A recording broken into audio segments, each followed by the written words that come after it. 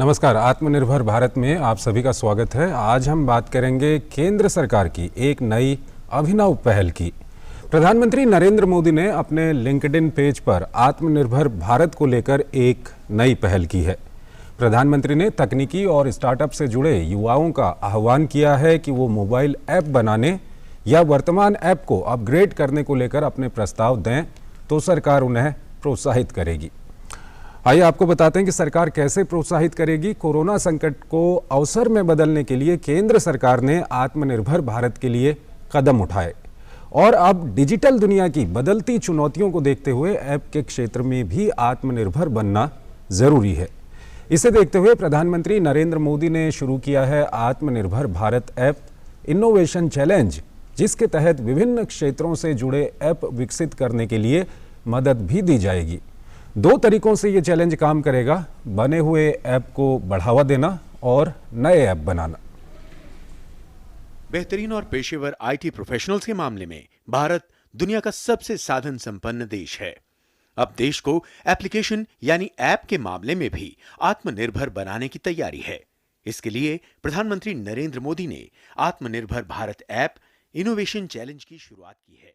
इसका मकसद है देश में DRDO facility. We are seeing the Defense Minister Rajnath Singh and also the Health Minister Dr. Harshvardhan. Remember, let's tell you this 1000-bed hospital that has been built in just a record 11 days. That's been built by the DRDO. We're of course seeing this visit by the Defense Minister and the Health Minister of the country visiting this 1000-bed hospital, the ICU and the ventilator ward in the hospital as well. Remember why it was so very important, because that have been named as the Colonel B. Santosh Babu ward, the center with 1000 beds, also having specialized intensive care unit beds and of course be fully air conditioned. This has been built by the DRDO, the Defense Minister and the Health Minister. They're visiting the DRDO built 1000-bed hospital.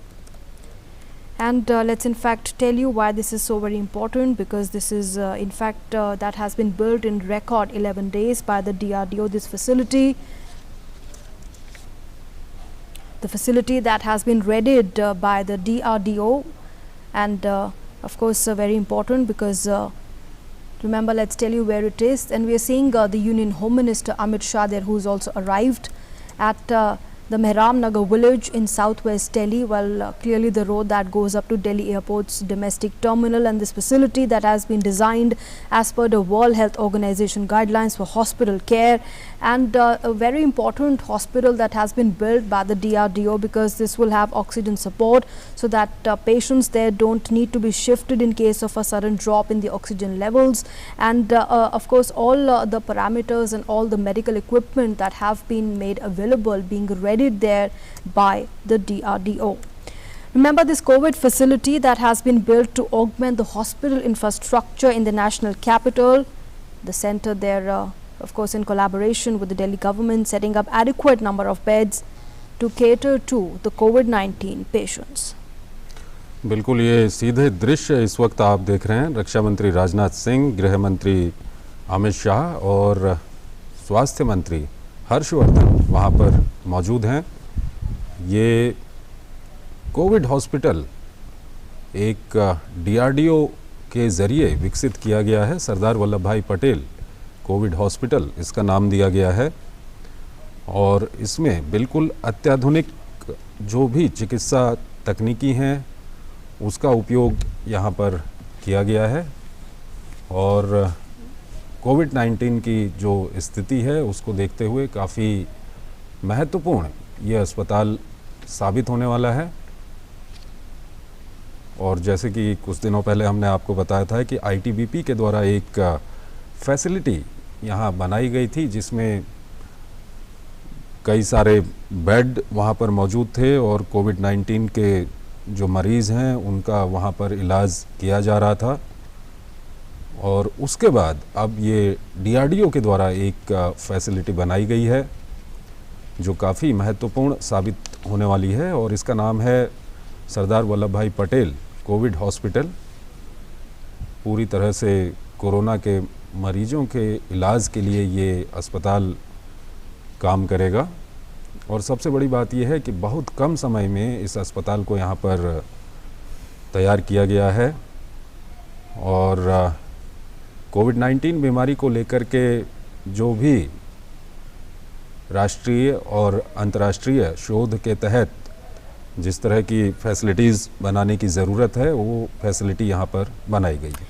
Absolutely, and this is the second such facility to be manned there by the armed personnel after the 10,000 bedded one at Chhatarpur Radhaswamy Satsang Beas, where of course a large part of the facility is also said to be, in fact has been operational and will be manned by the ITBP. And this is the new Sardar Vallabhbhai Patel COVID-19 hospital in Delhi. And remember, the DRDO has in fact named wards of this hospital after the Indian Army troops had lost their lives in the Galwan Valley, the Galwan clash last month at the LAC. And we are seeing the Union Home Minister, the Defence Minister and the Health Minister of the country, all the ministers there at this new COVID-19 facility, the Sardar Vallabhbhai Patel COVID-19 hospital in Delhi, that has been built by the DRDO in record time. And this is important because this is of course adding to the medical infrastructure of Delhi to cater to and to attend to the COVID-19 patients. And this of course has an ICU and the ventilator ward as well, to make sure that any patient who does get any severe symptoms, Chandrasekhar, is attended to medically in and there is no delay on that front. And special care has been taken for that. In fact, like I said, the center with 1,000 beds, having specialized intensive care unit beds, and of course the oxygen meters as well, to make sure that the patients do not suffer, and in fact they are treated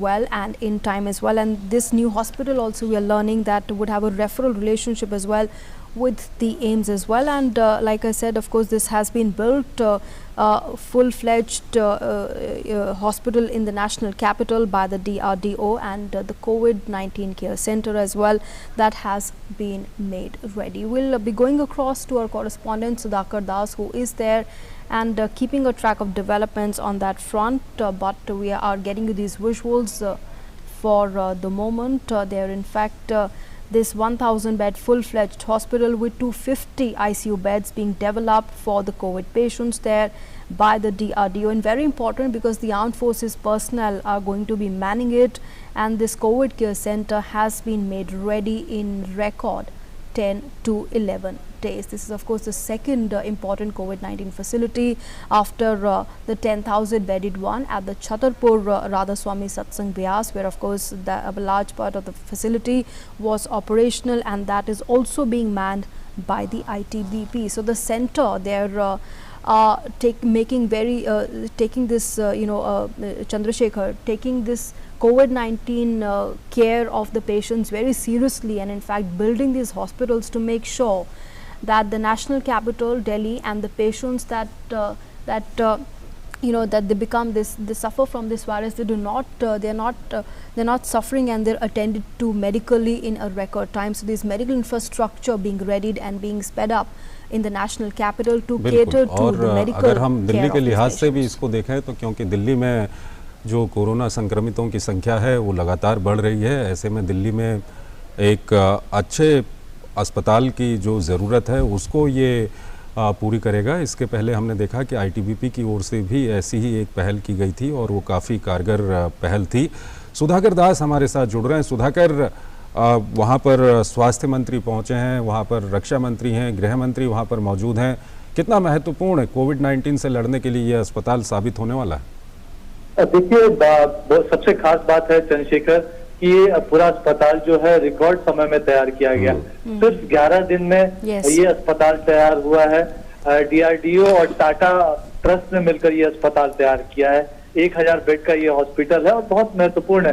महत्वपूर्ण इसलिए भी क्योंकि यहाँ पर 1000 bed में से 250 bed वो ICU वाले बेड होंगे। आईसीयू की जो अत्याधुनिक टेक्नोलॉजी होती है हेल्थ से जुड़ी, और मुझे लग रहा है कि ये जो तस्वीरें हैं आईसीयू की है चंद्रशेखर, अभी जो तस्वीरें हमने देखी, और एक तरह से फुली एयर कंडीशन और जो अत्याधुनिक जो हेल्थ से जुड़े हुए साजो सामान हो सकते हैं वो तमाम चीजें, और इस रिकॉर्ड समय में ये अस्पताल तैयार करके एक तरह से सेना ने, डीआरडीओ ने और सरकार ने बता दिया है कि एक कैपेसिटी हमारे पास वो क्षमता है कि इस तरह की अगर कोई स्थिति बनती है, इस तरह की कोई चुनौती आती है तो हम उसका सामना तुरंत कर सकते हैं। और हमको पता है कि ये दूसरा कोविड हॉस्पिटल होगा जिसको एक तरह से डेडिकेट किया जाएगा दिल्ली में।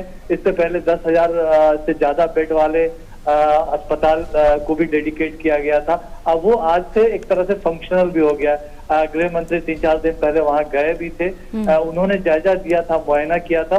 और आज यहाँ अभी इस वक्त रक्षा मंत्री, गृह मंत्री, केंद्रीय स्वास्थ्य मंत्री और सेना के जो डॉक्टर्स हैं, DRDO के जो विशेषज्ञ हैं, वो तमाम लोग ब्रीफ कर रहे हैं गृह मंत्री को, रक्षा मंत्री को, खासतौर से किस तरह की सुविधाएं यहाँ पर जुटाई गई हैं, किस तरह से यहाँ मरीजों का इलाज किया जाएगा, उस बात को लेकर। और ये कैपेसिटी बिल्डिंग बहुत जरूरी था चंद्रशेखर। अगर एक लिहाज से देखा जाए इस पूरी कोविड महामारी से अगर मुकाबले की बात की जाए, और पिछले 3-4 महीनों में भारत ने खासतौर से जो क्षमता दिखाई है, चाहे 5-6 लाख आइसोलेशन बेड का इंतजाम किया हो, चाहे हजारों की संख्या में ICU बेड का अतिरिक्त इंतजाम किया हो, या फिर जो 1000 से ज्यादा जो टेस्ट कोविड का कर सके, इस तरह के केंद्र बनाए हो, तो ये तमाम चीजें अगर आज से 3 महीने पहले आप ये बात पूछते तो किसी को यकीन नहीं होता कि 5 लाख बेड अस्पतालों में अतिरिक्त उपलब्ध करा दिए जाएंगे इस चीज के लिए।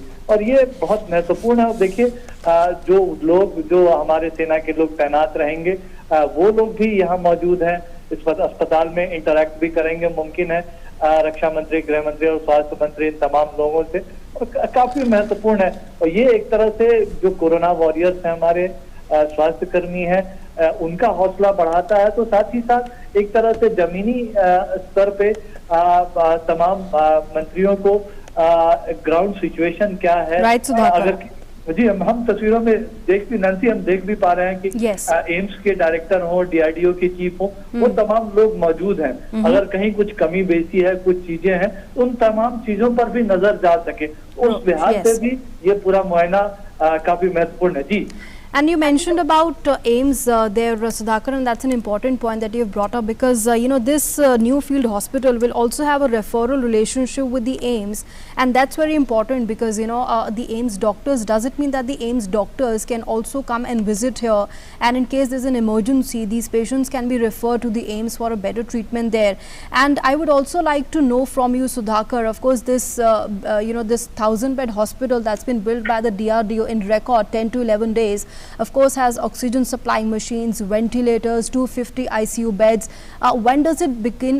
When does it become operational? When can the hospital see patients starting admission? देखिए, DRDO के मुताबिक टाटा ट्रस्ट जिन्होंने मिलकर अस्पताल का निर्माण किया है, उनका कहना है कि ये ऑपरेशनल है, काम करना शुरू कर चुका है। और जो जरूरत होगी अगर मरीजों की, तो मरीज यहाँ आ सकेंगे। निश्चित तौर पर आज जब स्वास्थ्य मंत्री, गृह मंत्री, रक्षा मंत्री जायजा ले रहे हैं, इसके बाद वो निश्चित तौर पर इसके बारे में पूरी जानकारी भी ले रहे होंगे, और एक तरह से उनकी तरफ से भी निर्देश हो जाएगा।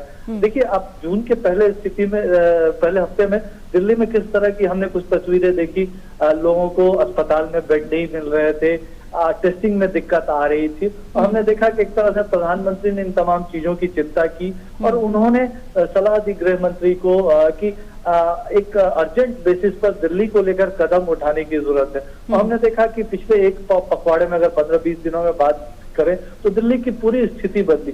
4-5 हजार टेस्ट जो हो रहे थे, वो टेस्ट 20-25 हजार तक टेस्ट की संख्या पहुंच चुकी है, जो एक तरह से जो 20 से 22% लोग पॉजिटिव हो रहे थे जिनकी टेस्ट हो रहे थे, वो संख्या धीरे धीरे कम होकर टेस्टिंग ज्यादा जरूर हो रही है, लेकिन वो परसेंटेज वाइज अगर नतीजे देखेंगे तो वो कम हुई है।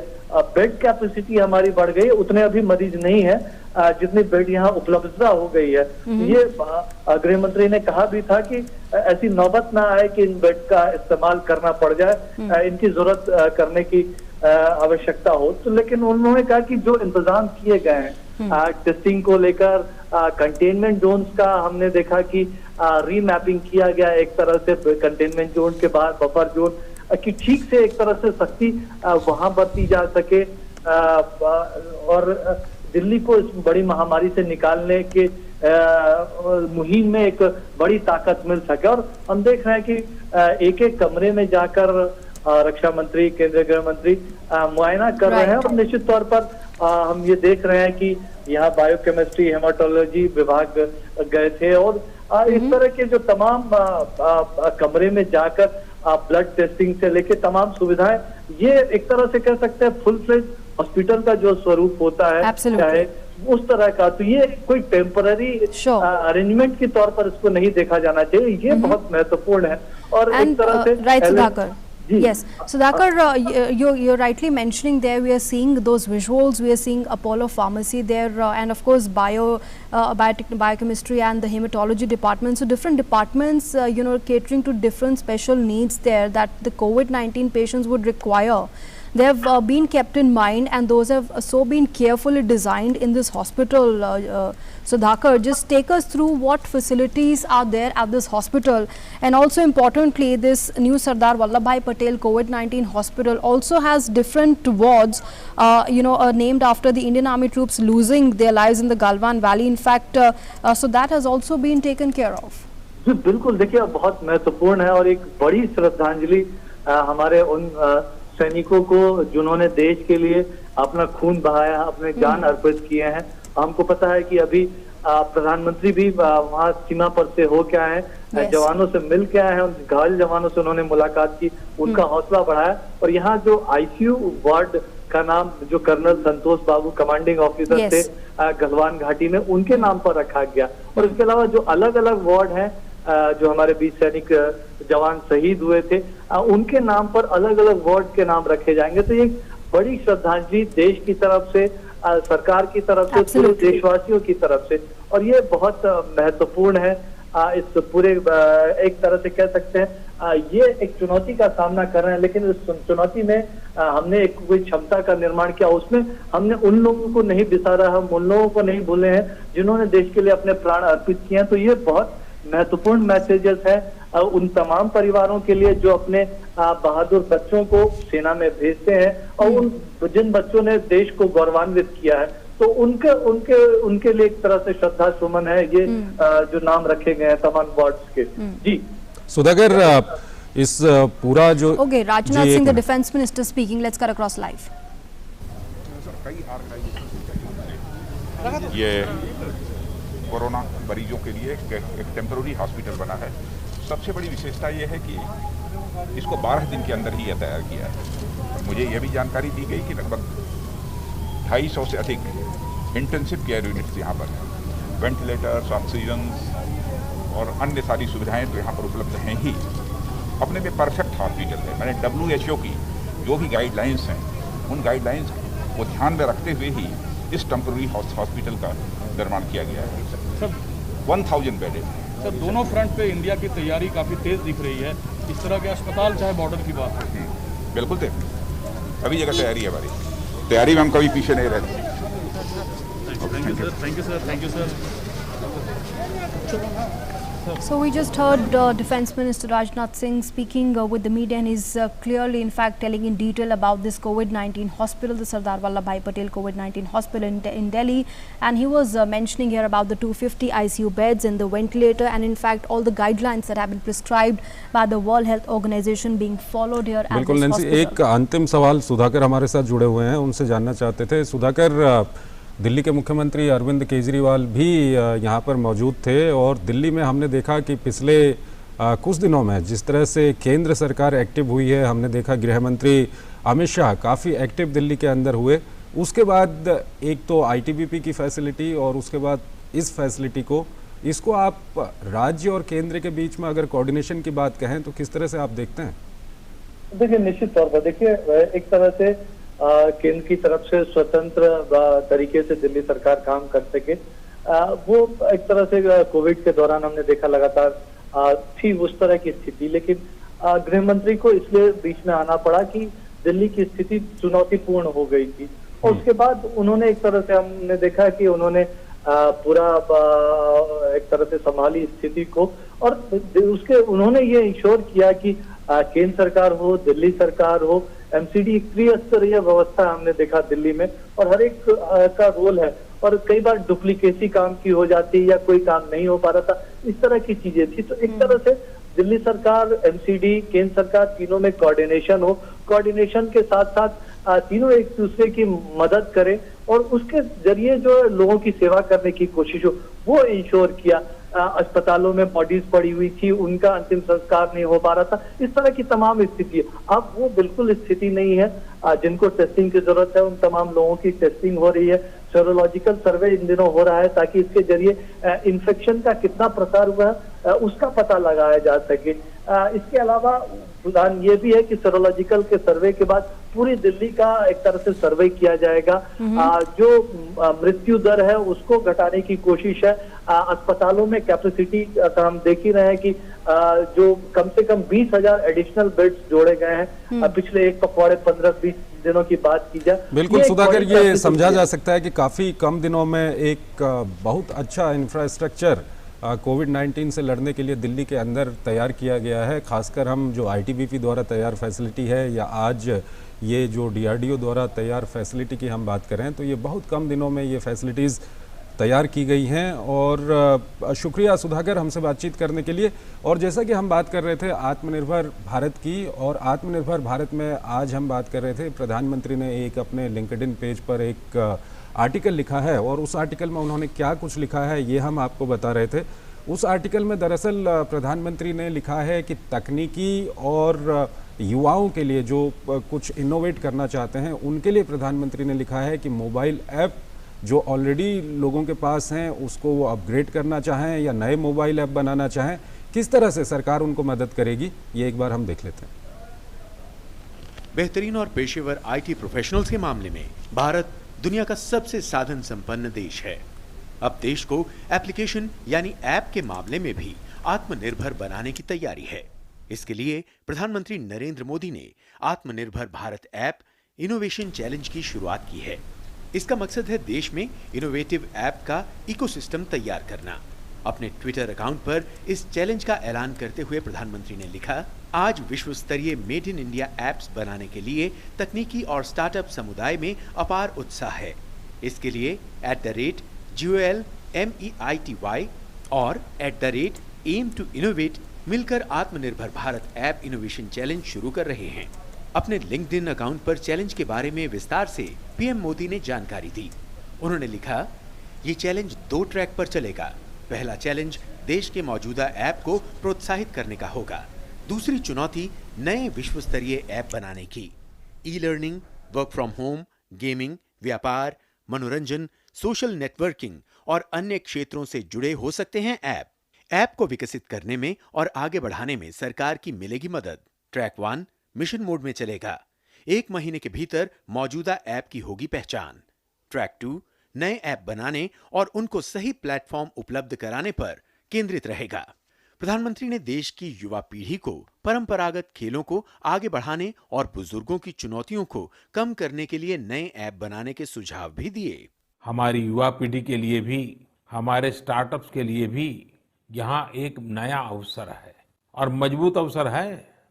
हम भारत के पारंपरिक इंडोर गेम्स को नए और आकर्षक रूप में प्रस्तुत करें। उनसे जुड़ी चीजों को जुटाने वाले, सप्लाई करने वाले स्टार्टअप्स बहुत पॉपुलर हो जाएंगे।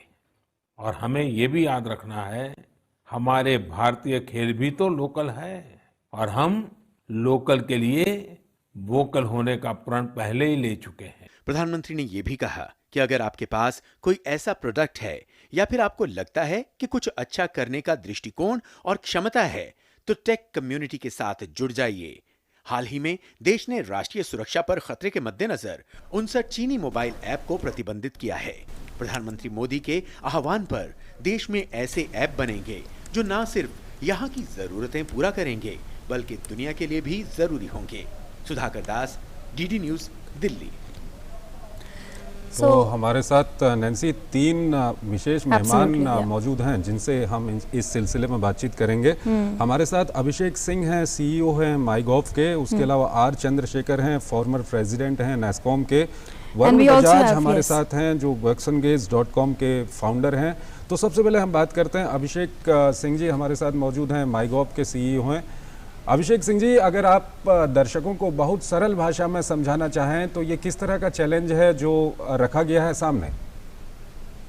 ये चैलेंज जैसा आपने बताया और जैसा प्रधानमंत्री जी ने अपने लिंक्डइन पोस्ट पे लिखा, ट्विटर पे लिखा और पिछले वक्त कुछ दिनों पहले पिछले संडे को मन की बात में भी कहा था, ये चैलेंज है भारत को डिजिटली आत्मनिर्भर बनाने का।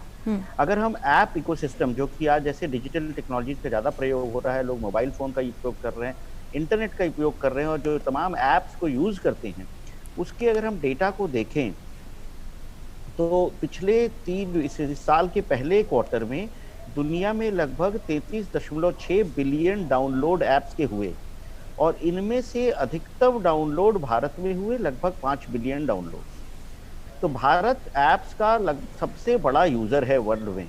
हमारी देश की जनसंख्या ज्यादा है, हमारे लोग ज्यादा ऐप्स को यूज करते हैं और इसके सापेक्ष अगर हम देखें कौन से ऐप सबसे ज्यादा इस्तेमाल हो रहे हैं, राइट, जो ऐप्स बन रहे हैं, तो जो टॉप 20 कंपनीज है, जो सबसे ऊपर की 20 कंपनीज हैं जिनके ऐप इस्तेमाल हो रहे हैं, उनमें 5 अमेरिका की हैं, 5 चीन की हैं और 10 अन्य देशों की हैं। बेलारस है, जर्मनी है, फ्रांस है, यूके है, स्विट्जरलैंड है, तो आयरलैंड है। तो छोटे छोटे देशों के ऐप भी लोग इस्तेमाल कर रहे हैं, परंतु हमारे देश की कोई भी कंपनी या ऐप डेवलपर ये टॉप 20 ऐप बनाने वाली कंपनियों में नहीं शामिल है।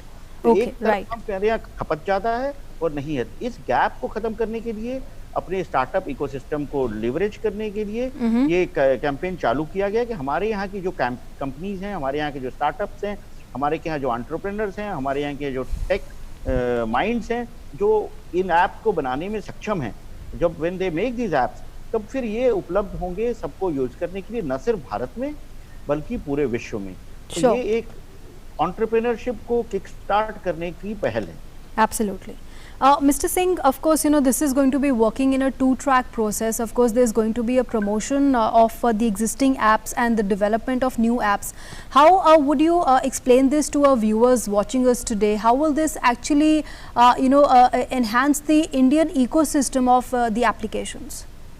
See, sometimes what happens is that, like the track one is primarily focusing on the apps which have already been developed, which have some user base, but they have not really caught up the fancy of users because of lack of support, because lack of funding, lack of inability to compete with other similar apps made by the Chinese companies and made by the American companies.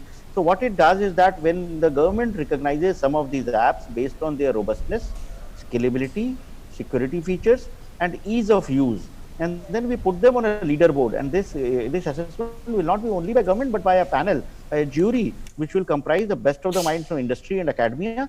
So the users, Indian citizens, will know that yes, if they are using an app which is the equivalent of some other app that they have been using, it is safe to use and it can be used. So then these apps will gain more users, they will build in more features, and ultimately they will get more strengthened and they will get prominence, and that will further help them source funding and build more robust apps. So the entire app ecosystem will get kick-started by this manner. And the track two is for apps which would require a little bit more time to develop. Like for example, there's a great need of a search engine in Indian languages. Like right now, most people use Google as a search engine, but the capabilities of a search engine to search, say, things in Malayalam or in Bengali or Tamil, so those things there's a great potential to develop that. Voice to text, there is a need to develop. There is need to develop map apps which can be Indian, which can have some nuances which are used only in India, and that can be more used to people in India. There can be other apps like efficiency apps. Prime Minister has talked about traditional games. We have been using Ludo and all in this lockdown. So can there be apps which focuses on yoga, which focuses on meditation, which focuses on traditional art forms? So there is a huge potential lying out there. And that's what I am coming to, Mr. Singh, you know, because at a time when we are battling COVID-19 pandemic, almost everything is taking place virtually. And in this scenario and in the days to come, the importance of applications can never be undermined, because, you know, we will get also used to these applications. So in the context of that, how the development of these existing apps and the promotion of new applications going to be playing a very important role for all of us? See, ultimately we need to have tools, like even from work from home, like today the lockdown and the post-COVID world, a lot of people will continue to working from home, working remotely. So we need tools to enable that. We recently launched a video conferencing challenge, the VC challenge, in which we got 2,000 applications. And then when we did the presentations and the shortlisting was done, the top 12 were selected, and now we are at a stage when the top 5 have been selected. And some of the solutions which have been built by Indian entrepreneurs are far, far more superior than what is presently available in the market by the top MNCs world over. Like, I will just give you an example. One of we had the presentations last weekend of the VC solutions. One of the solutions that they have presented, they have an AI interface wherein if somebody is sitting in a dark corner, like every time when you do your shows remotely, you must be always worried about whether there is enough light in the space where your panelist is speaking or not. So what this VC tool does is that if the speaker is sitting on a dark corner, the AI will sense that and then it will illuminate the background so that he is easily visible. Similarly, they have noise reduction tools so that in case I am speaking and if suddenly my dog comes and barks or something else, some other child comes or crying, which is normal, which is happening all the time in the work from home. So what the tool does is that it reduces that noise and enhances the voice of the speaker so that it is more easily audible.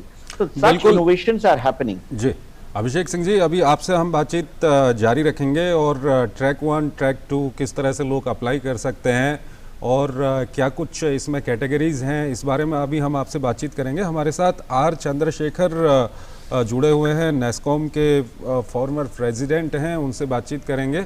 Chandrashekhar ji, ये बताइए कि अगर हम apps की बात करें और भारत की बात करें, अभी कुछ ही दिनों पहले जो सरकार ने फैसला लिया, 59 चाइनीज़ ऐप्स थे उनको बैन कर दिया, और उसके बाद अगर हम देश के अंदर देखें तो नंबर 1 ऐप्स की ज़रूरत अब कितनी दिखाई दे रही है, और दूसरा अगर हम जो भारत के अंदर डेवलप ऐप हो रहे हैं या भारतीय जिनको डेवलप कर रहे हैं उसकी बात करें तो क्या कुछ इसका परसेंटेज है और क्या कुछ इस फील्ड में और करने की ज़रूरत है?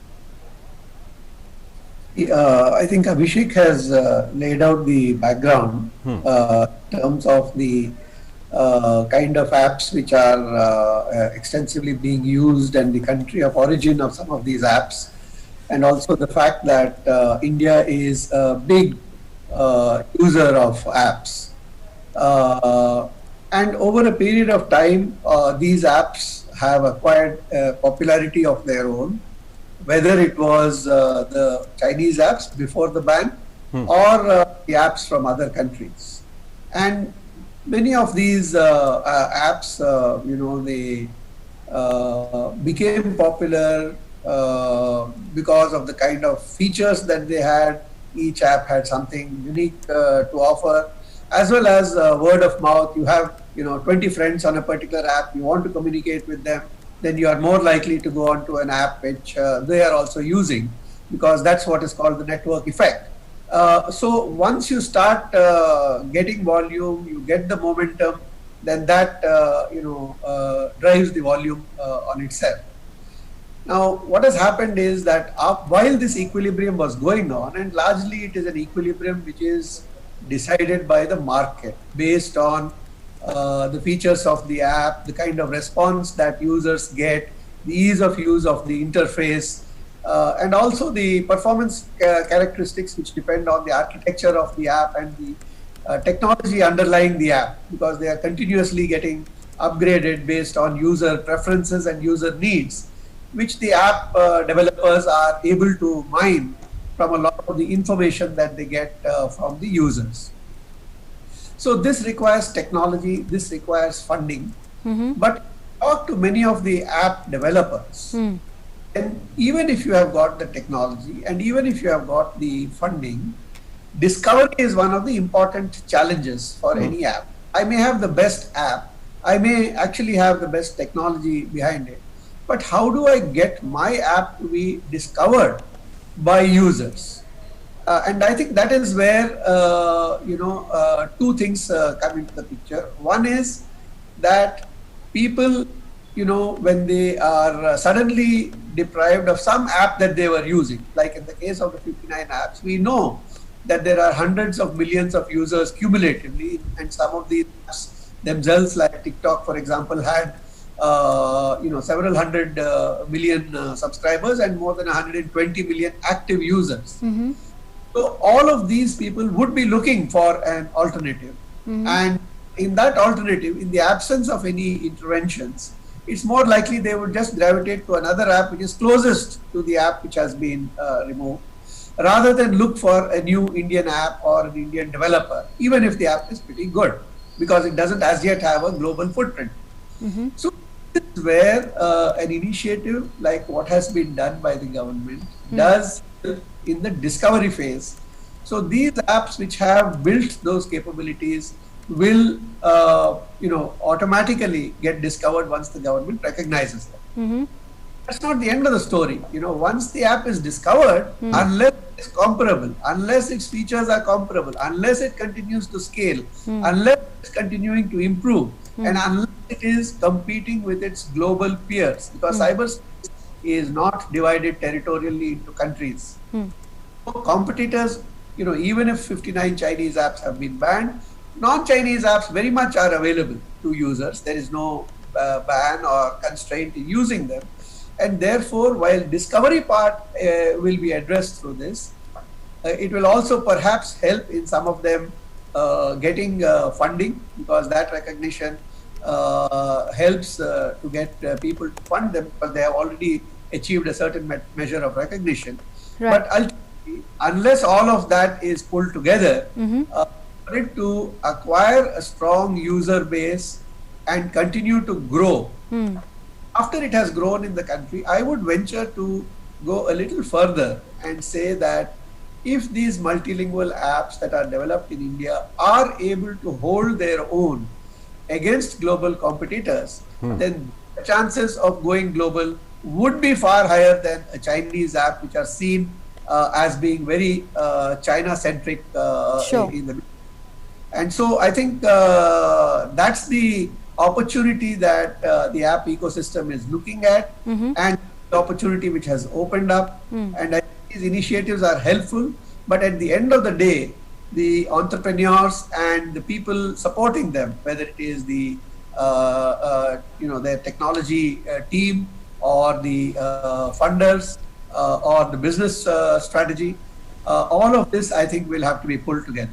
Okay. 2 points I want to make, and then I will stop. That for a lot of these social media apps, the revenue stream comes in much later.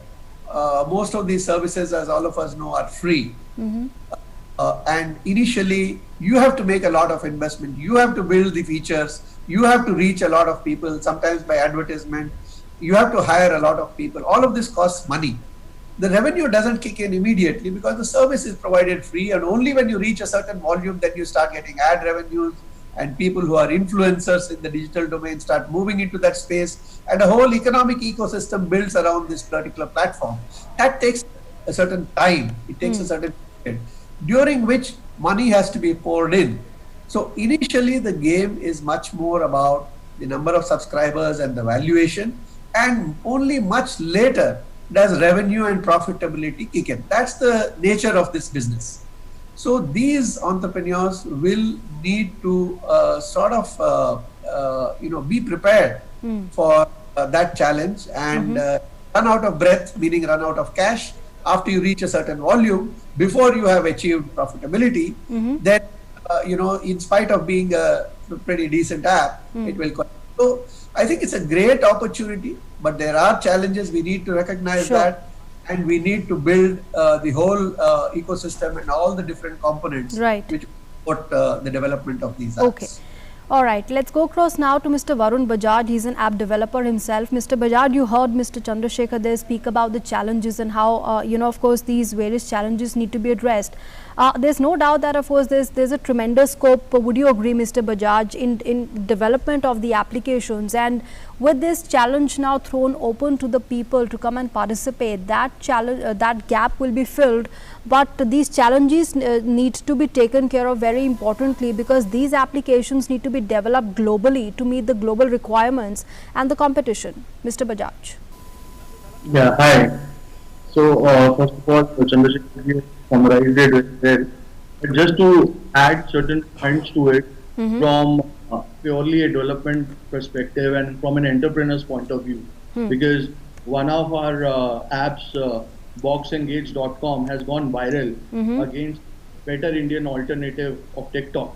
So having that first-hand experience, I would want to give some ground inputs. Sure. But before I do that, I would want to really congratulate the Indian government on this step, because this is nothing less than a digital strike, I would say, and come as a big boom during pandemic for the Indian entrepreneurs. And without even going into the details, I can reassure you, because a lot of these Indian entrepreneurs are my colleagues, that all of these alternatives of these 59 apps, you will see within a quarter with a better quality product being developed. And that is why I congratulate the government on this. It's a very visionary step, and it will send a huge boost to the digital economy. Now, coming on the specifics, what we realize is that we floated a fund also, which is known as FTI Venture Builder Fund, because one of the challenges in this pandemic is that Indian entrepreneurs require some cash flow to get creating products, and that's true with any entrepreneurship ambition. So I think through this platform, I would want to say that we have already floated one fund for Indian entrepreneurs to back any alternative which they are creating for the Chinese counterpart, which has been banned. And that is where BoxEngage has also been now received funded and is scaling up. What vision we are giving Indian entrepreneurs are that while we need to create counterparts to these banned Chinese apps, but Indian entrepreneurs by very design are innovators in nature. So what they need to do if they really want to compete in the long run is not follow the Chinese theory of copy fast and scale fast, but rather play by their strengths to actually innovate and create better digital products which are vis-a-vis the Chinese apps which have been banned. Because once you create better competing products, better versions of those Chinese versions, even if there is another competition which comes internally or externally, you will be able to survive in the market and scale up faster in the long term. So while Indian entrepreneurs need to take and create alternatives, we are suggesting them that don't do a copy paste. You know the Indian market, you know the Indian segment, you create products which are suitable to the Indian environment. And that is where boxengage.com is a very real example, because while it is emerging as a categorical leader to an app like TikTok, which was a unicorn in itself, but we are not a copy-paste TikTok. We are a TikTok plus. Okay, all right. Mr. Bajaj, I will have to request you to please hold your thoughts there. We are playing out some tweet, I believe. Let's play that out. Rashtrapati yes, President has tweeted. Let's play out that tweet. If we can have that tweet up on our screens. And we'll get that to you in just a bit, as we request our guests on this special broadcast of Atmanirbhar Bharat to hold their thoughts. We are just getting to know that President Ramnath Kovind has tweeted. We are just holding for seconds and playing out that tweet for you on our screens. All right, we'll play out that in just a bit, but let's go back to Mr. Bajaj. Yes, Mr. Bajaj, sorry to interrupt you there. Please continue. Okay, we have to go back to Mr. Abhishek Singh, CEO MyGov. We'll be going back to Mr. Bajaj in just a bit. Mr. Singh, like Mr. Bajaj was... ये Nancy जो जानकारी आ रही है वो हम दर्शकों को बता दें। दरअसल राष्ट्रपति भवन की ओर से ट्वीट किया गया है। प्रधानमंत्री नरेंद्र मोदी ने मुलाकात की है राष्ट्रपति रामनाथ कोविंद से और उनको राष्ट्रीय और अंतर्राष्ट्रीय जो माहौल है इस वक्त उसके बारे में उनको जानकारी दी है। यानी कि ये कहा जा सकता है कि इस वक्त जो दो मुद्दे काफ़ी ज़्यादा गर्म हैं, जिसमें जो भारत और चीन के बीच में तनाव है, गलवान घाटी में पूर्वी लद्दाख के जो एक झड़प देखी गई, और साथ ही साथ जो कोविड-19 की स्थिति है, ये जो वर्तमान स्थितियां हैं, ये माना जा सकता है कि प्रधानमंत्री ने राष्ट्रपति को इन मुद्दों से जुड़ी हुई जानकारी दी होगी। तो एक ट्वीट किया गया है अभी कुछ ही देर पहले, करीब 2-3 मिनट का समय हुआ है राष्ट्रपति भवन की ओर से, जिसमें ये जानकारी दी गई है कि प्रधानमंत्री नरेंद्र मोदी ने राष्ट्रपति रामनाथ कोविंद से मुलाकात की है और राष्ट्रपति से मुलाकात कर जो वर्तमान राष्ट्रीय और अंतर्राष्ट्रीय परिदृश्य है उससे जुड़ी हुई जानकारियां राष्ट्रपति को प्रधानमंत्री नरेंद्र मोदी ने दी। Okay, we'll get more inputs on that, and as we're preparing that tweet out to be broadcast here on Doordarshan News, we'll go back to our guest on the Atmanirbhar Bharat. Mr. Singh, I would like to come to you now. Like Mr. Bajaj was telling his own experience being an app developer, what? Okay, we will go back to that tweet. We are being told as far as Chandrasekhar just mentioned, inputs we are getting. Yes, there the tweet. Prime Minister Modi called on the President Kovind and briefed him on the issues of national and international importance at Rashtrapati Bhavan today. A meeting has taken place between Prime Minister Modi and President Kovind, where Prime Minister Modi has apprised President Kovind on the issues of national and international importance, the issues there, the talks that have happened there at the Rashtrapati Bhavan today, and that tweet has been put out from the President of India's Twitter handle there.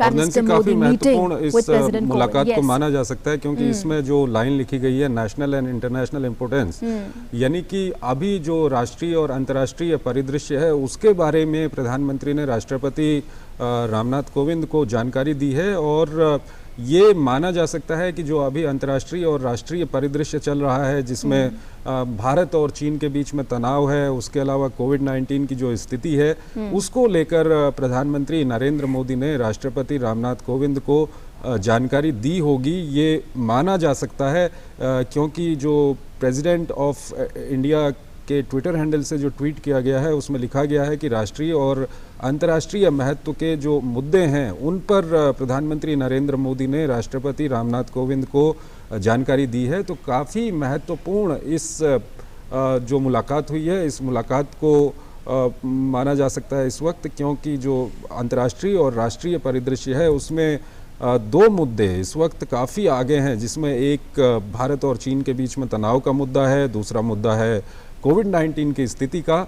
तो ये माना जा सकता है कि प्रधानमंत्री की ओर से राष्ट्रपति रामनाथ कोविंद को इन मुद्दों के बारे में जानकारी दी गई होगी। प्रधानमंत्री ने बताया होगा कि केंद्र सरकार की ओर से क्या कुछ कदम उठाए गए हैं, चाहे वो गलवान घाटी का मुद्दा हो या कोविड-19 का मुद्दा हो, और कितनी सफलता हासिल कर ली गई है, क्या कुछ इन मुद्दों को लेकर हो रहा है। ये सब जानकारियां राष्ट्रपति रामनाथ कोविंद को प्रधानमंत्री नरेंद्र मोदी ने अभी कुछ ही समय पहले दी है। ये ट्वीट किया गया है राष्ट्रपति की ओर से, जिसमें बताया गया है कि प्रधानमंत्री नरेंद्र मोदी ने राष्ट्रपति रामनाथ कोविंद से मुलाकात की है और उनको राष्ट्रीय और अंतर्राष्ट्रीय महत्व के जो मुद्दे हैं उसके बारे में उनको जानकारी दी है। तो ये काफ़ी महत्वपूर्ण मुलाकात है क्योंकि इस वक्त अगर राष्ट्रीय और अंतर्राष्ट्रीय मुद्दों की हम बात करें तो गलवान घाटी में, पूर्वी लद्दाख की गलवान घाटी में भारत और चीन के बीच में जो हिंसक झड़प हुई थी और चीन की सेनाओं को भारत की सेनाओं की ओर से जो सबक सिखाया गया था, उसके बाद जिस तरह की परिस्थिति पैदा हुई, भारत और चीन के बीच में कूटनीतिक तनाव था और उस तनाव को दूर करने की भी पूरी कोशिश अभी भी की जा रही है, लेकिन कहीं ना कहीं एक तरह का तनाव अभी भी बना हुआ है। और साथ ही साथ अगर कोविड-19 की स्थिति की हम बात करें तो स्थिति जो कोविड-19 की इस वक्त देश में स्थिति बनी हुई है, कुछ पर्टिकुलर राज्य हैं जहां पर काफ़ी संख्या इस वक्त बढ़ी हुई है और पूरे देश की अगर हम बात करें तो स्वस्थ होने वालों की संख्या काफ़ी बढ़ गई है। ये सब वो जानकारियां हैं जो प्रधानमंत्री की ओर से राष्ट्रपति रामनाथ कोविंद को दी गई होगी। Absolutely, that important meeting that's taken place between Prime Minister Modi and President Kovind at the Rashtrapati Bhavan, where Prime Minister Modi has apprised President Kovind of the issues of national and international importance, and like Chandrasekhar was mentioning, those two issues could really be the COVID-19 care apparatus being taken place across the country and the LSE standoff as well. Let's go across now to Sudhir, who is joining us with more input. Sudhir, that important meeting that took place some time back between Prime Minister Modi and President Kovind, and national and international important issues being deliberated between the two leaders. Just give us more inputs, what you are learning. बिल्कुल Nancy, देखिए अभी जिस तरीके से जो international condition बनी हुई हैं और जो देश में भी कोविड-19 के मद्देनजर जो सारी स्थितियां बनी हुई हैं, जिस तरीके से भारत सरकार लगातार जो कोविड-19 के मद्देनजर स्थितियां आ रही हैं उनसे निपटने की पूरी कोशिश कर रही है, और इसमें काफी हद तक जो भारत सरकार है उसने कामयाबी भी हासिल की है। पूरी दुनिया के मुकाबले अगर हम देखें तो हमारा रिकवरी रेट बहुत बेहतर है और जो फैसिलिटीज हमने क्रिएट की हैं, बीइंग की जो हमारा हेल्थ इंफ्रास्ट्रक्चर है वो पूरी दुनिया में काफी उस लेवल का नहीं है जितना विकसित देशों का है, तो उसके मद्देनजर चीजें काफी अहम। और इसके अलावा जो अभी हाल में जिस तरीके से हालात बने हुए हैं, LAC पे जिस तरीके से हालात बने हुए हैं इंटरनेशनल भारत और चीन के बीच, उसकी स्थिति, तो ये सारे जो मुद्दे हैं वो प्रधानमंत्री ने मिलकर राष्ट्रपति को इन सारी स्थितियों से अवगत कराया है और एक पूरी स्थिति जो है वो सामने रखी है कि आखिर जो देश है वो किस दिशा में, किस तेजी से, किस गति से आगे बढ़ रहा है और जो सारी मुद्दे हैं वो प्रधानमंत्री ने राष्ट्रपति के सामने रखे हैं। नाइसी सुधीर, अगर जो LAC पर हालात बने हुए हैं उसकी हम बात करें, गलवान घाटी में जिस तरह से हमने देखा कि भारत और चीन की सेनाओं के बीच में हिंसक झड़प हुई थी, भारत की सेनाओं ने चीन की सेनाओं को मुंहतोड़ जवाब वहां पर दिया था। उसके बाद जिस तरह से दोनों देशों के बीच में तनाव की स्थिति है, कूटनीतिक बातचीत भी हो रही है लेकिन सैन्य तरीके से बिल्कुल जवाब दिया जा रहा है। जिस तरह का जवाब चीन की ओर से दिया जा रहा है उसका मुंहतोड़ जवाब दिया जा रहा है, इस सब को लेकर के इस मुलाकात को कितना अहम आप मानते हैं? बिल्कुल, देखिए चंद्रशेखर, जिस तरीके से जून के शुरुआत की अगर हम बात करें, पहली जो भारत और चीन के बीच जो मिलिट्री स्तर पर जो कोर कमांडर स्तर की वार्ता हुई थी वो 6 जून को हुई थी। उसके बाद से 15 जून की जो हिंसक झड़प हुई उसके बाद से भारत ने इसका पूरी तरीके से मुंहतोड़ जवाब दिया है खासतौर, और ये बात राजनीतिक स्तर पर भी पूरी तरह से बताई गई है। चंद्रशेखर, ये जो चीज है उसके बाद से भारत का अगर आप भारत की स्थिति देखें तो भारत ने पूरी तरह के तरीके से अंतर्राष्ट्रीय स्तर पर भी इस चीज को क्लैरिफाई किया है और डोमेस्टिक स्तर पर भी पूरी तरह से क्लैरिफाई किया है कि हम जो शांतिपूर्ण हल चाहते हैं उसके लिए बातचीत का दौर भी जारी रहेगा, लेकिन भारतीय जो सेना है वो लगातार अपनी स्थिति जो है वो मजबूत कर रही है, लगातार जो एरिया है उसको, एरिया डोमिनेंस जो है उसको वह लगातार कर रही है, तो अपनी तैयारी भी कर रही है। ये सारी चीजें पूरी तरीके से सामने है, पूरे देश के सामने, पूरे अंतर्राष्ट्रीय जगत के सामने। और ऐसे में जब प्रधानमंत्री लेह में जाकर जो भारतीय सैनिक है उनकी हौसला अफजाई करते हैं, इसके मद्देनजर न केवल वो एक डोमेस्टिक ऑडियंस को एक संदेश दे रहे थे बल्कि अंतर्राष्ट्रीय स्तर पर उन्होंने चीजें पूरी तरह से साफ कर दी कि भारत शांति चाहता है और जो विस्तारवादी चीजें हैं वो अब समाप्ति की ओर है। अब जो दौर है वो विकासवाद का है, तो ये सारी चीजें प्रधानमंत्री की तरफ से रखी गई थी। तो ये जो डेवलपमेंट हुए हैं अभी हाल ही में, उनकी एक तरह से पूरी जानकारी, उनका पूरा अकाउंट किस तरीके से हुए, क्या क्या स्थिति रही, ये सारी चीजें राष्ट्रपति को बिल्कुल दी गई। सुधीर, 1 मिनट आपको रोकना चाहेंगे, सीधे दृश्य अब हमारे पास आ गए हैं, वीडियो आ गया है राष्ट्रपति भवन से जो हम अपने दर्शकों को दिखा रहे हैं। प्रधानमंत्री नरेंद्र मोदी राष्ट्रपति रामनाथ कोविंद से मुलाकात करते हुए और उनको राष्ट्रीय और अंतर्राष्ट्रीय परिदृश्य के महत्वपूर्ण मुद्दों के बारे में जानकारी देते हुए। सुधीर, हमने बात की LAC पर जो स्थिति बनी हुई है उसकी, और उसके अलावा एक दूसरा मुद्दा अगर हम कहें तो ज़रूर उस बारे में बातचीत हुई होगी, वो है कोविड-19 का मुद्दा। और जिस तरह से हम देख रहे हैं, अगर पूरी दुनिया से हम कंपेयर करें भारत को, तो भारत की स्थिति काफ़ी अच्छी है, काफ़ी लोग यहाँ पर स्वस्थ हो गए हैं। वहीं अगर दुनिया के बड़े देशों की हम बात करें तो वहाँ पर स्थिति अभी भी भयावह बनी हुई है। और इसके लिए केंद्र सरकार की ओर से क्या कुछ कदम उठाए गए, क्या कुछ कदम उठाए जा रहे हैं और उठाए जाने हैं, इसको लेकर के कितना महत्वपूर्ण आप मानते हैं इस मुलाकात को? बिल्कुल, देखिए चंद्रशेखर, जिस तरीके से अगर कोविड-19 की स्थिति अगर हम देखें तो जो प्रधानमंत्री ने राष्ट्रपति जी को पूरी जो स्थिति है कोविड-19 की पूरे देश के स्तर पर क्या किस तरीके से हम इससे निपट रहे हैं उसके बारे में अवगत कराया। और खास बात ये भी है चंद्रशेखर की अगर भारत की स्थिति हम शुरुआत से ही देखें तो दुनिया में जब शुरुआत में ही चाइना में ही केसेस आने शुरू हुए थे, तब से जो हमने अपने जो एयरपोर्ट हैं वहाँ स्क्रीनिंग की शुरुआत कर दी थी और लगातार जो एहतियात है वो बढ़ते थे। भारत शुरुआती उन देशों में था जहां स्क्रीनिंग की शुरुआत की गई थी सबसे पहले, तो हम इसके लिए पहले से सजग थे। हमने अपनी जो फैसिलिटीज हैं उनको बढ़ाया है, लगातार उनमें इजाफा करते रहे। और खास बात यह है कि जो जानकारी है और जिस तरीके से प्रधानमंत्री ने कड़े कदम शुरुआत में ही उठाए और जिस तरीके से एक लॉकडाउन लागू किया उसका असर साफ तौर पर नजर आया पूरे देश में।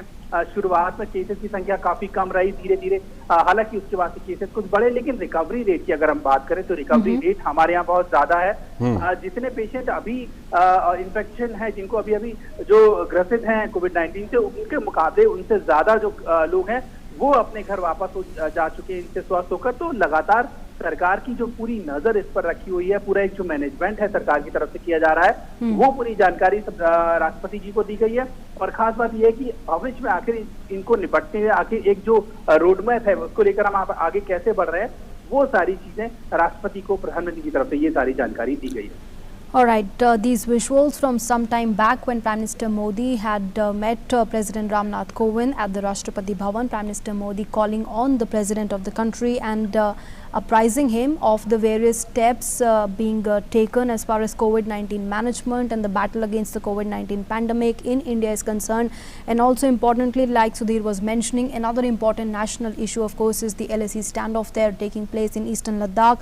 Well, those two clearly important issues were the focus of that meeting between Prime Minister Modi and President Kovind, the meeting that took place some time back. All right, we are coming back now to Atmanirbhar Bharat and let's go back to our guest, Mr. Abhishek Singh, CEO MyGov. Let's go across to him. Mr. Singh, we were talking to Mr. Bajaj, who's an app developer himself some time back, and he was telling us about his own personal experience, the kind of ecosystem, and this he's calling this a visionary step. He's in fact thanking the government of India for throwing open this challenge to the people of this country, and in fact very important, he said. Mr. Singh, so your comments here, how is this really clearly going to be filling the gap, the technological gaps that there would be in the app ecosystem by throwing open this challenge to the people and creating an atmosphere of more innovation? See, we clearly feel that there is enough talent pool available in India with regard to building the world-class software solutions, tech solutions, apps. There's no dearth of talent that we have. When we look at what we have done in the last few years, whether the way the UID project was implemented, which is like one of the best identity solutions across the world with more than 1.2 billion users. No other country has a database like that. The way UPI was built up, which has one of the world's best payment systems that we have, and the way kind of ecosystem that it launched, so many apps came up with the fintech apps, which has revolutionized the way we look at financial transactions in our country. No other country has this kind of seamless, low value transactions from across financial institutions the way we have in India. Then if you look at during the COVID, the way the Arogya Setu app was built within 15 days, and the way it ramped up and the way it is helping us fight the COVID-19 pandemic. And all of it was done by a collaborative effort.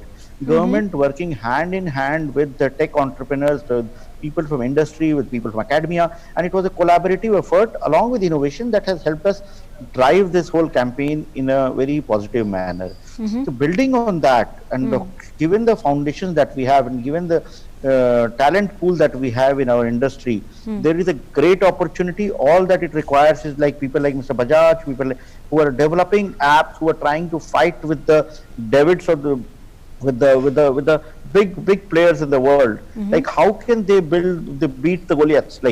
So we have to support them. The government is there to create an ecosystem in which innovation is rewarded, in which entrepreneurship is promoted. They are able to be nurtured, handholded, sustained, and go on to become world beaters. The idea is not, the intent of this campaign is not to just replace the Chinese apps. The Chinese apps were there because somebody had built it, they are there. The idea is to build much more than that. The idea is to ensure that we, like India has always been regarded as the IT back office of the world. Most of the world companies, they source their back office work to Indian IT workers, whether it's the US, whether it's Europe, everywhere. So when so much of innovation in services is there, can we leverage some of it into the product space and to kickstart product development in India and ensure that orientation of IT companies in India moves from just providing services to building products that can capture the market that exists within India as well as the world. So it is like a made in India product, creating an ecosystem for having made in India products for not only India but for the world. So this is where the whole intent comes from. The Chinese app is a coincidental thing. It's like it's a very small issue compared to the larger plan that the government has with regard to track 1 and track 2. And as we go ahead, when we require more products for various IT products, whether it's in the health domain or whether it's in the cutting edge science, with regard to drones, with regard to electronics, with regards to defense equipment. Everywhere products are required, and once we nurture and once we handhold some of these companies to build up solutions, they will be able to create value not only for themselves but for the country. If you look at the top 50 companies on the Fortune list or the Forbes list, you'll find there are many tech companies out there, but how many of the Indian tech companies are there who have a product to offer? And if we are able to build that, then we will have a Zoho beating Microsoft one day. We'll have smaller companies who will be known, like we might not know them right now. But I am sure with the kind of support the government is offering and the kind of enterprise that exists in the industry and the kind of willpower that has been exhibited very articulately by our Honorable Prime Minister, we will be able to become Atmanirbhar in the true sense in the digital domain. ठीक है, अभिषेक सिंह जी आप बने रहिए हमारे साथ are Chandrashekhar मौजूद हैं, उनसे हम बातचीत करेंगे। चंद्रशेखर जी, अगर जो चाइनीज़ ऐप्स भारत में मौजूद थे उनकी सफलता का कारण देखा जाए तो सबसे बड़ी एक सफलता का कारण ये था कि सस्ते मोबाइल फ़ोन चाइना के यहाँ पर आते थे और उसमें बहुत सारे ऐप ऐसे थे जो उस मोबाइल के अंदर इनबिल्ट थे, आप उन ऐप्स को डिलीट भी नहीं कर सकते थे। तो क्या देश के अंदर कुछ इस तरह का सिस्टम बनाया जा सकता है कि कुछ जो देश के महत्वपूर्ण ऐप्स हों उनमें एक इस तरह का नियम बनाया जाए कि देश के अंदर जो मोबाइल बने उसमें वो इनबिल्ड हो, इस तरह का कोई नियम बन सकता है? जी, that I think what you are saying is an important aspect which relates to the whole question of competition and a fair competition within the space of digital domain and the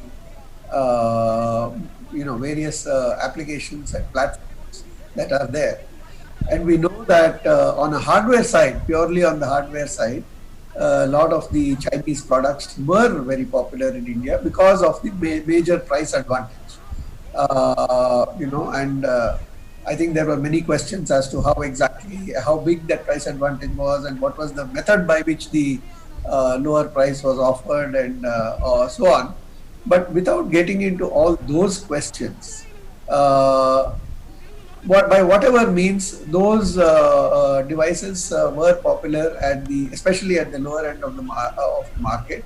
But there were also a number of smartphones which were even in the middle segment, which also I think had a similar advantage, because everybody who has a feature phone wants to move to a smartphone. They are seeing what is possible with a smartphone, and there has been a continuous rise in the use of smartphones. But this locking of certain apps actually, gives a certain benefit to those apps, and especially when they cannot be deleted. You can add an app, but you cannot delete these apps, and that certainly puts a big disadvantage to apps which may not already be similarly preloaded. The question, however, is that these are done through a business arrangement, and we know that when it was between a Chinese app and a Chinese handset, that was not only a business arrangement but may have been driven by other factors at the back end. The question here is that if it is mandated, and if it is mandated by government directions, one has to be very careful, because the first question is, how do you select a particular app? Let's say, for example, if there is a video sharing app which is similar to a TikTok. ठीक है चंद्रशेखर जी, आपकी बात हम समझ रहे हैं। आप जो बिजनेस के जो ऐप्स हैं उनके लिए नहीं हो सकता है, लेकिन जैसे उमंग ऐप था, एक सरकार ने उमंग ऐप बनाया है, इस तरह के ऐप्स के लिए ये सब कुछ हो सकता है। हमारे साथ अभिषेक सिंह जी अभी जुड़े हुए हैं। Abhishek Singh ji, Varun Bajaj for now, he was making जी एक जरूरी सवाल था अभिषेक सिंह जी। अब आने वाले समय में, अभी मैं देख रहा था जो माईगॉव की वेबसाइट है उस पर आपने पूरा क्राइटेरिया दिया हुआ है, किस तरह से लोग अप्लाई करें वो आपने दिया हुआ है। अब आने वाले समय में लोग वहां पर अप्लाई करेंगे तो क्या कुछ आपका क्राइटेरिया होगा और कितने लोगों की आप मदद करेंगे? हर कैटेगरीज में मदद करेंगे या सारी कैटेगरीज में से कुछ लोगों की मदद करेंगे? जो ऐप जो इस ऐप चैलेंज के जो टर्म्स कंडीशंस हैं, नियम हैं, प्रोसेस हैं, ये सब कुछ innovate.mygov.in/app-challenge पर बड़े क्लियरली स्पेसिफाइड है। ये जो चैलेंज राउंड लॉन्च किया गया है, ये 8 कैटेगरीज में लॉन्च किया गया है। हर कैटेगरी में लोग सबमिट कर सकते हैं, परंतु हर कैटेगरी के अंदर कुछ सब कैटेगरी भी हो सकती है। फॉर एग्जांपल, एक category office and work from home. तो office and work from home में एक कैटेगरी फॉर एग्जांपल हो सकती है डॉक्यूमेंट स्कैनर। तो डॉक्यूमेंट स्कैनर इज जो कि हम लोग बड़े कॉमनली इस्तेमाल करते हैं। अभी कुछ सॉल्यूशंस इसके मौजूद हैं, एडोब स्कैन है, ऑफिस स्कैन है, ये सब है।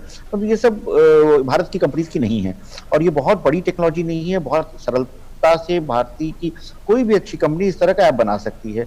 इसी तरह इसमें एक सब कैटेगरी हो जाती है फाइल ट्रांसफर। फाइल ट्रांसफर के लिए हम लोग बड़े वेरी कॉमनली वी ट्रांसफर या गूगल ड्राइव ये सब यूज करते हैं। तो कोई रीजन नहीं है कि हमारे देश की कोई कंपनी इस तरह की ऐप नहीं बना पा सकती है। तो हर कैटेगरी में पुरस्कार, हर कैटेगरी में अवार्ड्स होंगे और कैटेगरी के अंदर जो सब कैटेगरीज होंगी उस पे भी ज्यूरी आवश्यकता अनुसार डिपेंडिंग ऑन कितनी एंट्रीज आ रही हैं सब कैटेगरीज डिफाइन कर देगी। तो जो गाइडलाइंस हैं और जो रूल्स लिखे गए हैं इसके हिसाब से कैटेगरी में जो बड़े ऐप्स बनेंगे उसके लिए 20 लाख, 15 लाख, 10 लाख के पुरस्कार निर्धारित किए गए हैं और जो सब कैटेगरीज होंगी उनके लिए 5 लाख, 3 लाख, 2 लाख के अवार्ड निर्धारित किए गए हैं। So the contest is giving ample opportunity for tech developers to dream what they want to, what they always wanted to, build that, submit it, and if it is found feasible, if it is found robust and found useful by the jury, and it's found scalable, because scalability will be a big criteria, because we are looking at all these apps going to at least 100 million downloads, because that is the kind of potential that we have, and it's not 100 million, much more. So that is where the opportunity is being given. So we would like our tech entrepreneurs, startups, the even final year students and all to dream big, build something which is strong, robust, scalable, secure, and then participate in this contest. And the government will not only award you but also place you on leaderboards. And जो apps ऐसे होंगे जिसको सरकार के काम में use किया जाएगा उसको हम गवर्नमेंट का जो ई मार्केट प्लेस है, जेम पोर्टल है, उस पे भी लिस्ट कर देंगे, सो दैट अगर कोई स्टेट गवर्नमेंट या कोई सरकारी विभाग if they want to use it they can procure it the products and use it. So that will further create value for all those companies who are building these solutions.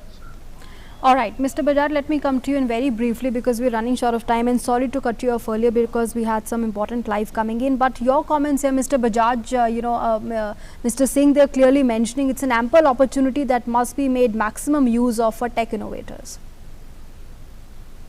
Absolutely. So I think this Atmanirbhar Bharat app innovation challenge is a very good initiative for Indian entrepreneurs, because as I was mentioning that there are a couple of things required, and I'm pretty confident in next 1 quarter we'll be able to make counter apps to these Chinese brand apps which are much more innovative, and that is where we've also kind of investing and funding startups to do it. But this challenge addresses the most 2 important challenges which entrepreneurs are facing during the pandemic.